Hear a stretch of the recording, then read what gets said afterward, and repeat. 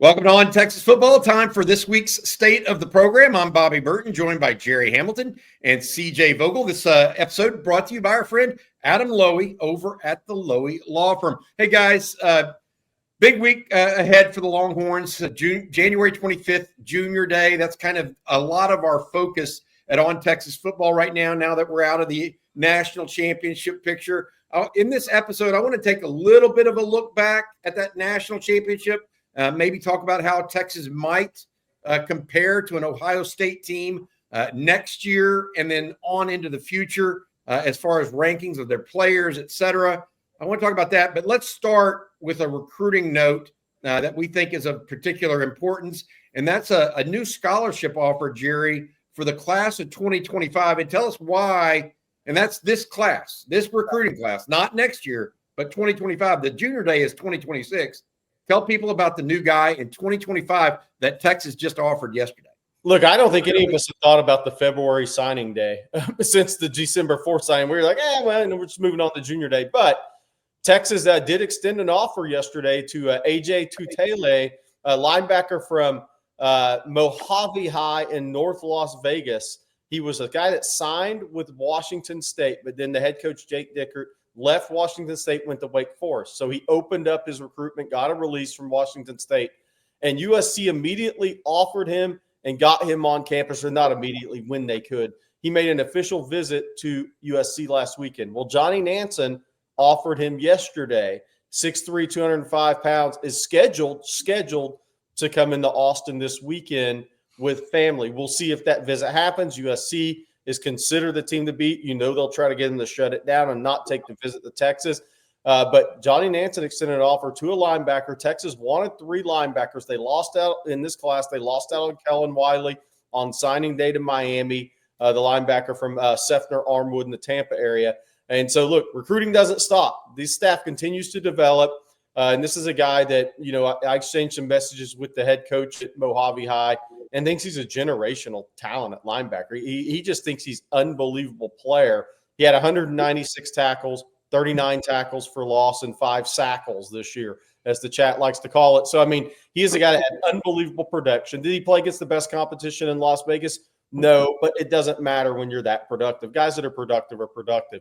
And they like him for a lot of the same reasons. You could see that Texas liked Madden Faramo coming out of SoCal, who signed with Notre Dame. He's got that instinctive ability to diagnose, and he closes on the football so fast. So the Texas #1 class could still get better, but we'll see if he actually makes it to campus this weekend, as USC is trying to get him to shut it down and not make that Texas official visit. Yeah, that's one of those things. We'll see. You mentioned February signing day. You're right. It's the first Wednesday in February. We have not thought about that. I haven't, because Texas was all but done. They only have, and frankly, Gerry, the clock has sped up so much in the last decade, really. All but 3 Texas players are already on campus from this past recruiting class. So it's a crazy situation where we've got recruiting sped up so much that we're not even thinking about the second signing day, which would be where AJ Tuatele would potentially fit in for the Longhorns or USC or whoever he perhaps chooses. All right, staying with recruiting, you guys are prepping, and we all are, for the January 25th Junior Day, this coming Saturday in Austin. Steve Sarkisian and his crew out and about in the Metroplex primarily yesterday. We saw pictures of Javian Osborne and Jamion Winfield. He's in. We talked to Ray Gates this morning on the head coach at North Crowley. Start expected at North Crowley at 11:30 this morning.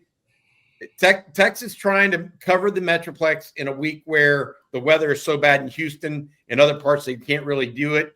Get to it. What are y'all taking away from the old Houston, Dallas, other areas of the state right now, as far as talent overall? Gerry, you and CJ have been following that. CJ, a good year in Dallas overall, but good in Houston as well. Where's the talent coming from in state, and why is Texas up in the Metroplex, in your opinion? Yeah, I think Dallas will continue to be a forefront of the Texas recruiting in the state of Texas. Of course, not only are you knocking out a couple stones when it comes to adding some top talent up there, but you're keeping them away from Oklahoma, who, when they don't have Dallas, Oklahoma struggles quite a bit to fill in what is a pretty solid recruiting class on a normal basis. But I think that's important. Of course, A&M feeds more into Houston in my eyes. Both will pull from both cities, but look, I look at it for this reason. You look at the offensive linemen in this next class. Last year, a lot of them are out of Houston, right? You look at the Bridgeland tackles out there. This year, very much up in the DFW area. We could talk about Toa Katoa, John Turntime, but Felix Ojo out of Lake Ridge. Another one, Zayden Crimpin. The Prosper offensive line. Basically, all of them are going Division I this year, and Texas right in the mix for Zayden Crimpin, who's expected on campus. They stopped by Prosper yesterday as well. That's going to be really important because that DFW area, they'll feed to Texas Tech, Oklahoma, Arkansas, A&M, LSU even. Texas maintaining that foothold is really important. And then you talk about the big name stars. Where do they go? And we've talked about in years past, they all kind of play against one another. They all kind of talk with one another, whether it be the Colin Simmons, the Anthony Hills, at the time, the Jonte Cooks. That all has a trickle-down effect. And Texas making that a home base right now in recruiting has paid off quite well for them over the last couple of recruiting cycles. Gerry? Yeah, I mean, so like CJ said, offensive line in Texas in the DFW area is where it's at next year. Texas also scheduled to see Toa Katoa at 3 today. Sark and Kyle Flood.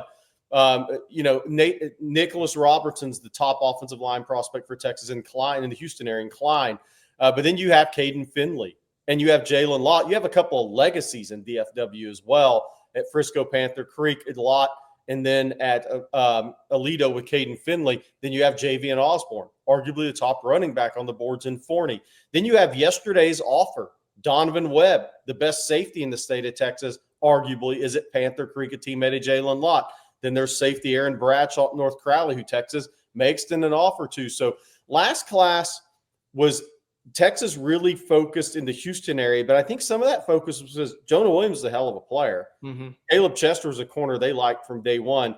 Cade Phillips was one of the nation's top corners. So Texas wants to have the presence in Houston, but they also are going to go for the best players no matter where they're at.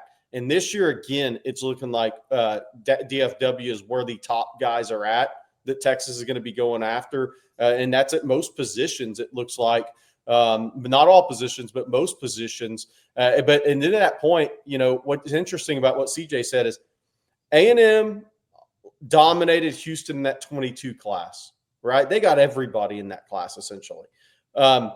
When Mike Elko was hired, what did A&M do? They needed more of a presence in DFW. Because in the R.C. Slocum days, Bobby, you covered it, they dominated DFW at A&M. And you can't just let Texas get everybody in DFW. If you do, you're not going to beat Texas because DFW is the hot area right now outside of the Atlanta metro area. It's the most talented area in the country. And that doesn't mean Houston's not talented, East Texas isn't talented, but DFW in Atlanta are the hotbeds right now for high school football prospects. So A&M, Mike Elko's been up there in DFW area. They're trying to increase their footprint in DFW while Texas was trying to increase their footprint in Houston last year. So it's kind of interesting how they're intersecting, but DFW is going to have some real battles this year with Texas, Texas A&M, Oklahoma. LSU is trying to recruit Dallas harder than they ever have as well. And Ohio State's going to be down here in DFW as well. So the DFW has some real battles coming in this cycle because they have some of the best prospects in the country. I think you put it well. And as good as DFW is, too, there are good players in the state of Texas all over. I mean, there's good players in West Texas, yes, Central Texas, East Texas, et cetera. But right now, I find it interesting, kind of not just Texas, but to your point, so much focus for a lot of folks going on. And I do think the inclement weather clearly kept them out of Houston area this week, and even East Texas, parts of East Texas, lower East Texas, the Golden Triangle as well. All right, guys, other things to talk about. We've got to talk about Texas and where the Longhorns are sitting right now, 2 weeks away or a week and a half really away from getting back after it, and what the offseason priorities or needs for the team is. Before we do that, though, I want to say thank you to our sponsor. That is Adam Lowy over at the Lowy Law Firm. If you've been injured in a car wreck, truck wreck, automobile accident of any kind, including an 18-wheeler or ATV, reach out to Adam and his group at loweylawfirm.com. They've been helping injured Texans for more than 20 years. They give you a free, no-strings-attached consultation. That's loweylawfirm.com. Thank you, Adam, for your sponsorship of On Texas Football. All right, at the outset, I talked about this whole idea of where Texas is compared to an Ohio State that just won the national championship. Well, Ohio State and what Texas is going to be doing in the next couple of weeks and months leading into spring practice and where Texas has to be by August 30th of this coming year. So Texas is going to have 11 to 13 players drafted again this year. Ohio State's expecting 16, CJ. Yeah. How does Texas get to that next level? I mean, they're already at an elite level. 13 players drafted, I'm telling you, is freaky. That's unbelievably good. But you had a stat on the wide receiver recruiting to give folks an idea of just what Texas is up against from an elite perspective when they're trying to win a national championship. Yeah, certainly, Bobby. And to add to that point, look, the last 2 years, Texas has been right there in terms of winning a national championship, right? 11 draft picks a year ago. You're expecting 11, 12, maybe 13 this year. But to your point, guess who ended up winning the national championship and how many draft picks they had, right? Michigan had 2 more last year, right? They had 13. The team that you lost to in the semifinals, 11. So even grounds there. Ohio State expected 16. That kind of gives you that grounds to which you try to aim for in terms of having NFL talent on a given roster. But I look at it for this, because where did Texas really struggle against Ohio State? The run game was one, but look, when Matthew Golden went down, you're still trying to figure out who you can throw the football to, right? You take away Ryan Wingo, well, now you're working with an Isaiah Bond who had a pretty rocky end to the season when you consider some injuries, some not being on the same page with Quinn Ewers, right? There was some miscommunications there. DeAndre Moore, good wide receiver. Is he a guy that's going to go find his way open against elite guys by himself? Maybe, maybe not. Not maybe as a sophomore, but I look at it for this because it was evidence against Texas, right? You take away Jeremiah Smith. Well, now you got 3 other 5 stars to defend. Ohio State's 4 leading wide receivers this year. It's Jeremiah Smith, Carnell Tate, Emeka Egbuka, who ended up being Ohio State's all-time leading wide receiver, by the way, and Brandon Ennis. All 4 of them in the top 15 of their given class for overall players coming out of high school. They were all top 3 wide receivers in the country, with 2 or 3 of them being the number 1 overall wide receiver in their class as well. That's pretty significant. Now, I do think Texas is getting closer. They weren't there last year, right? The portal helped a little bit. But as I mentioned, when one goes down, can you rely on that other bunch to bring up the rest of the group? But what's really encouraging is Texas is getting closer to that group, right? You got a 5-star Ryan Wingo. You like what you have with DeAndre Moore. Then you look at what's coming in as well. 5-star Khalid Clockett, 5-star Jamie French. Oh, and Dale McCutcheon's pretty darn good wide receiver as well. They're getting closer, and I think offensively, with the way that Texas likes to run its offense, it starts with wide receivers, and when you take away one of them, well, life becomes really tough to take away a whole slew of 5-star guys, just as Texas saw in the Cotton Bowl against Ohio State. Hey, Gerry, and to add to what CJ said, Travion Henderson, their running back that had the screen pass for a touchdown against Texas, he was number one ranked running back in his class too. Future pro, obviously. Hey, Gerry, the thought on the Ohio State defense and where Texas needs to be at compared to that, because they've got 10 guys that we think might be drafted. Defense. Yeah, I look at Texas more like Georgia, though, from the defensive side. So Georgia has first-round edge, and obviously they're different players. And Jalen Walker's a first-round linebacker. Like Texas, I think defensively will look more like Georgia, because Georgia wasn't as talented as their 21 team when every D line was a first-round pick, right? Those guys this year, Warren Brinson, some of those guys, they're more mid-round picks, the interior guys. Christian Miller, the young kid's probably the best of all of them. But then they have a difference maker at linebacker. They have the difference maker at edge, even though he's different from Colin Simmons. Now, there's no Malachi Starks at Texas. But I think from a talent-wise defensively, I think you want to get to where Ohio State was offensively this year. But defensively, I think Texas is going to mirror talent-wise more like what Georgia was last year. I think that's where Texas is headed because they're going to – look, they've recruited 2 bigger interior bodies on the defensive line. Those guys aren't going to be pass rushers. They're going to be run stuffers, right?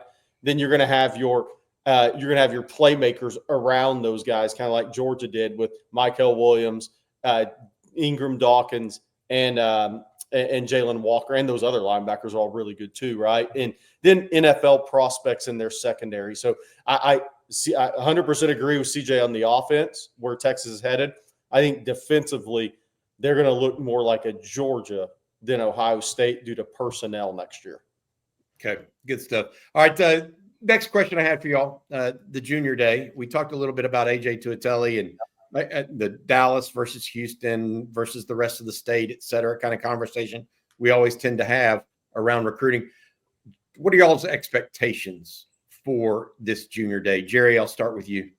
Yeah, I think we'll hear behind the scenes that 2 or 3 kids told Texas they're gonna be Longhorns, but it's not gonna come out because you have spring unofficial visits, you have June official visits, then kids decide prior to their senior year. And I know the fans are like, why? Just we don't have any commitments. Well, Sark does things a little different. He could get guys committed right now. What's that worth if they're still going to take visits? Right. I mean, that's not what Sark does. That's not where you want to be necessarily. That doesn't mean 2 or 3 kids couldn't pull off July, August timelines and commit in the spring. I'm not saying that, but you're not going to sit here with 12, 14, 15 commitments under Steve Sarkisian this early because that means you have too many guys committed that are still going to keep going through the official visit process. And that also means Sark and them are making a lot of decisions early. And I think they're going to continue to evaluate these guys. And we've got to remember, Cade Phillips didn't get offered at junior day last year. And he was upset about it, by the way, or his family was upset about it. He ends up in the Texas class, committed, decommitted, then ended up in the Texas class. You can go to a number of instances where guys weren't pushed or offered at a junior day, but ended up being in the Texas class because they continued to evaluate these guys, both in-state and nationally, and said, yep, and got them on campus again, said, yep, these are our fits, these are our best guys. So that's the one thing is I think the talent's going to be awesome on campus. There's a list on ontexasfootball.com. I'm going to update that later today. But Sark's not going to push to try to get all these kids committed because all that does is lead to decommitments, and then kids are going to continue to take visits. So I think that's the first thing to know. It's going to be a lot of talent on campus. I do think you'll hear, whether it be from us or anybody else that picks up that 2 or 3 kids told Texas, yeah, I'm going to be Longhorn, but we're going to do it on this timeline. And I think that's the timeline Texas wants.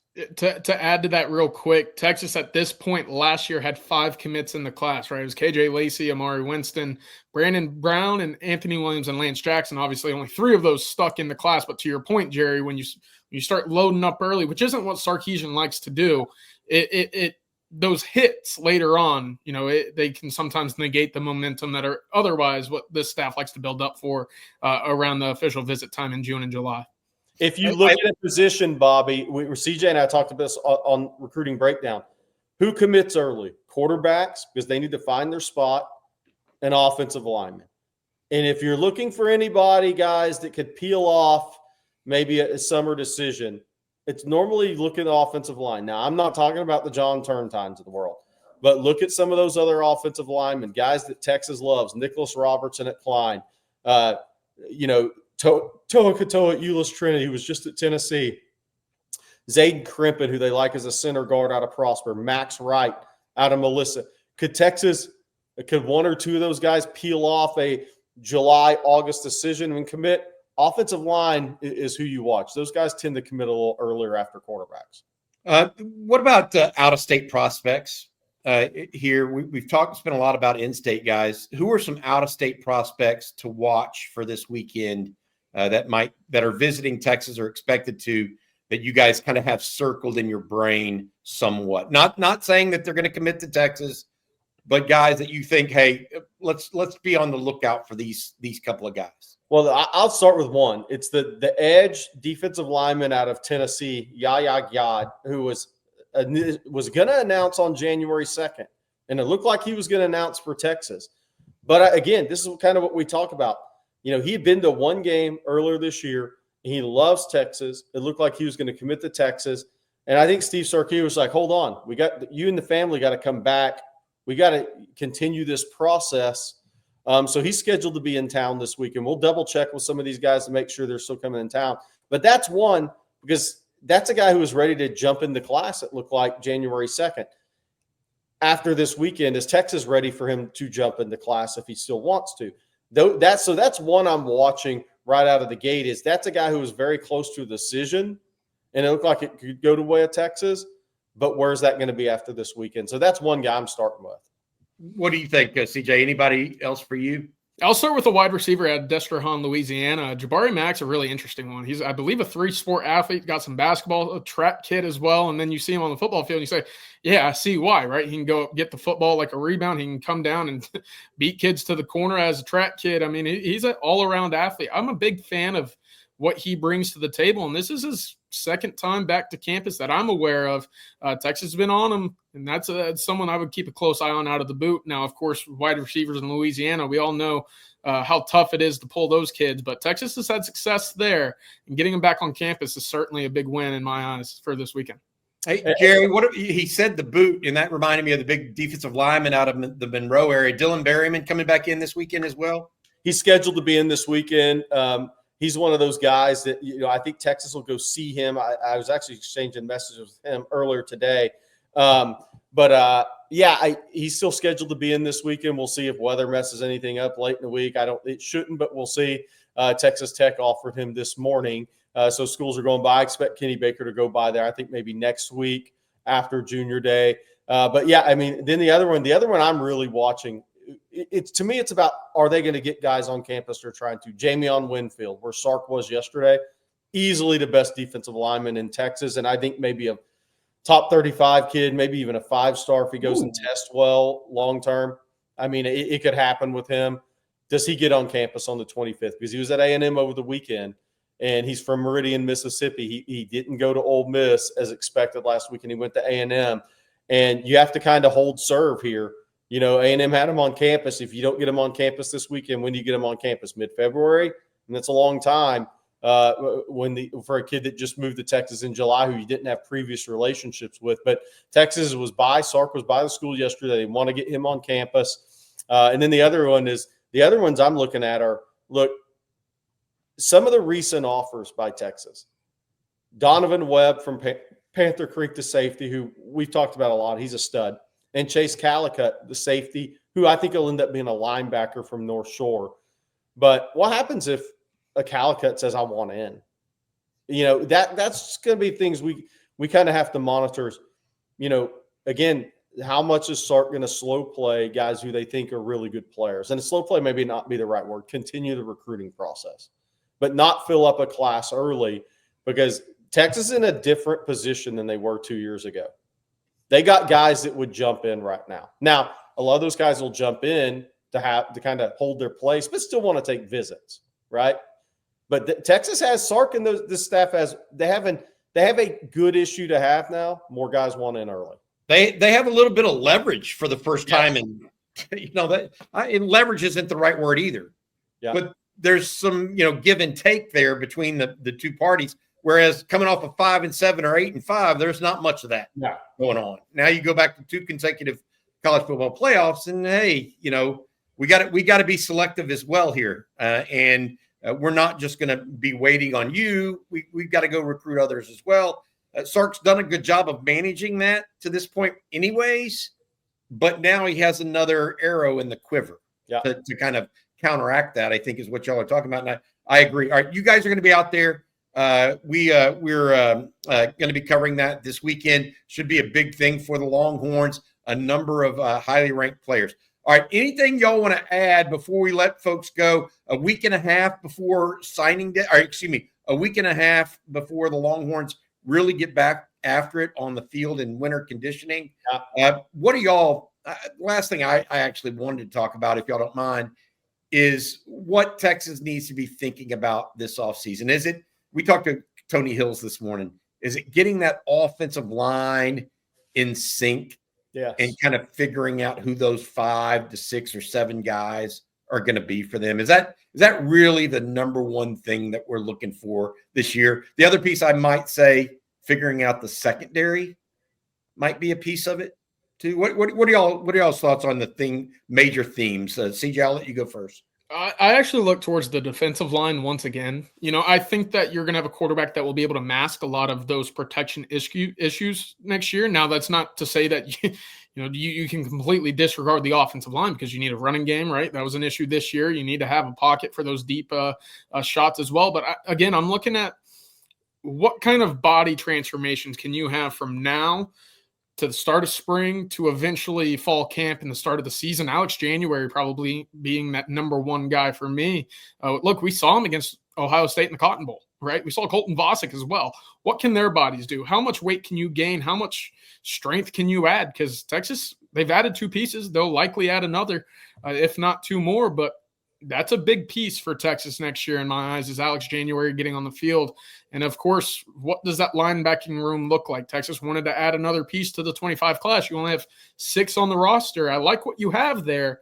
But, again, that room looks pretty different. If, let's say, Leon Galafau and Anthony Hill goes down, can you get Bo Barnes ready to go? Can you get Ty Anthony Smith up to about 235 or 230 to let him roam at that size and speed? I'm looking at that middle of the defense and that front 7 to see what kind of body transformations come as the start of winter conditioning get going here soon. That's a good point, because I didn't even think about it, but I go back. He's talking about body transformations of a guy like Alex January, perhaps. That I just recall what happened with Barron Sorrell over his time at Texas. That's really what can happen at this time of year, where guys are focused on improving their body so that they can be prepared for the rigors of the season coming up.